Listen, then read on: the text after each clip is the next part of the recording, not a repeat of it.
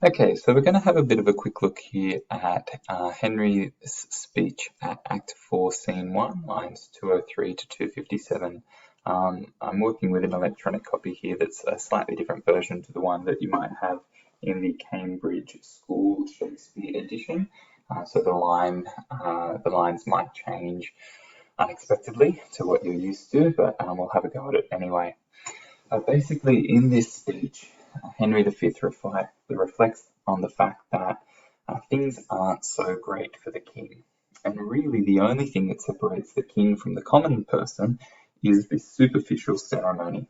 He says in the yellow bit here, and what have kings that privates, ordinary people, have not too, except for, save ceremony, save general ceremony. He says the only thing that that kings have that regular people don't have is this ceremony. And he goes on to describe exactly what this ceremony is down here. He says it's the balm, that's the oil he was anointed with, the scepter and ball, the sword, the mace, the crown, the robe of gold and pearls, the title, the throne, the tide of pomp that beats upon the high shore of the world.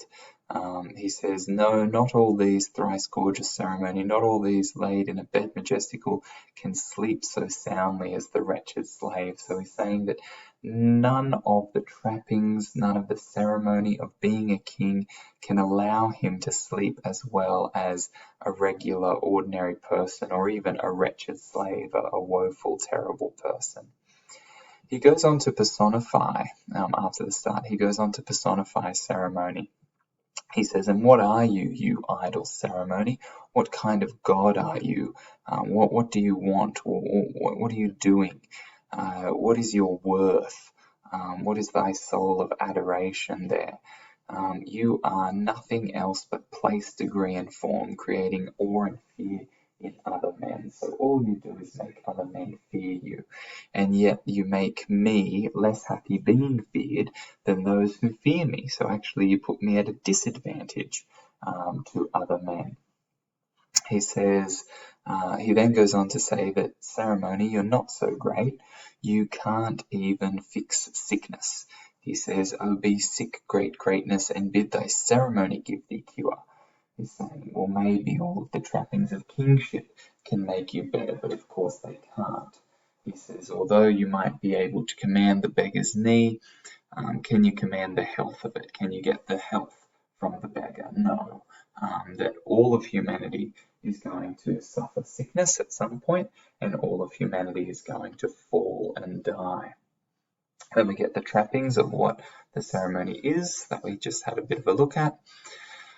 The fact that he doesn't sleep very well, and then we get a bit more of a direct comparison between him, the king, and the ordinary man, as he imagines the ordinary man. He says he doesn't have nightmares, he never sees horrid night, the child of hell, but instead he will see the eye of Phoebus, the sun god, and all night sleep in Elysium. So we've got these allusions to Roman and Greek mythology here. Next day after dawn doth rise, and help Hyperion there. He's going to help the gods, this ordinary person, in his labour. And so we see that actually he's being, the ordinary man is being conflated with this god-like figure. And then it ends here, talking about the fact that the king has to keep the peace, that the common man gets to enjoy the peace. And so again, the king is at a bit of a disadvantage. And so if we have a look at this question here, what does Shakespeare teach his audience about the nature of kingship through Henry's internal conflict in this speech? We can see that actually kingship isn't so great, that he thinks that being king isn't as wonderful as a lot of people imagine it is, and it's too much of a responsibility. So let's have a bit of a look at this analytical paragraph that answers the question, and let's just see what it's doing.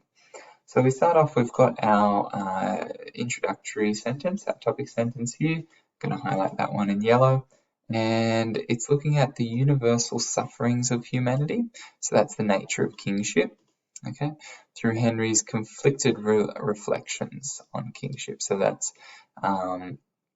looking at that term from the question, that internal conflict from up here.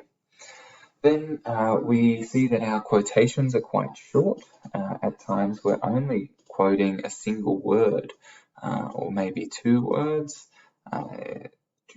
If we highlight all of these, we can see that, well, actually there's quite a bit that's being quoted, and that we are showing a really good knowledge and understanding of the text through our quotation. But it just so happens that we've remembered short quotations. My recommendation is always 2 to 5 words of quotation, and we're including a lot of the quotations there. We can see them scattered throughout in the blue, and they're really well integrated into the natural grammar of our response. So our argument says, Shakespeare first asserts that only superficial ceremony separates kings and regular men. Personifying, there's our technique, very important, literary device, ceremony, and stating that it is a kind of God. And then we continue the argument, we advance the argument. Despite its godlike status, the speech observes that, that ceremony cannot heal the sickness of a great greatness, mockingly commanding the ceremony to give thee cure. Shakespeare furthers this humanist conflation. Humanist there will stand in for our literary device. This humanist conflation of ordinary and great men through the mythical illusions. There we go, another technique for us, another literary device. To Phoebus, Elysium, and Hyperion that are associated with the labour of a wretched slave. Oh, we missed that quotation. Again, showing really strong knowledge and understanding of the passage. However, despite his apparent egalitarian nature, so even though he thinks that all people are equal, Henry still concedes that he is the one who will maintain peace and who is twin-born with greatness. Therefore, whilst Shakespeare appeals to a common sense of humanity, his play still makes a clear distinction between the roles that humans might play in life. So all people are equal, but we just have different roles to play. We could even here say for the maintains peace, maintains the peace, that's ironic, given that the whole play is about Henry going to war. But that's not really what the question was asking us. And Henry doesn't seem to have this self-awareness that we might have when he says that a king is there to maintain peace even as he goes to war. So we have these literary devices, okay, coming through. We have lots of short quotations smattered throughout, and we have a discussion that really progresses. We see that ceremony is personified and it's compared to a god, but despite being a god, it cannot heal. And in fact, it's not the ceremony that's godlike, it's more the common man who is godlike. But even though Henry is making this statement about equality, he still shows a clear distinction between ordinary men and the king, that the king has more responsibilities than the ordinary man does, and that he is born with greatness, and therefore it's up to him to maintain the very peace that exists on earth. So what does he teach? What does Shakespeare teach his audience about the nature of kingship? That it is difficult, that it is not to be coveted lightly, and that Henry is conflicted internally about whether or not this is really something to be desired.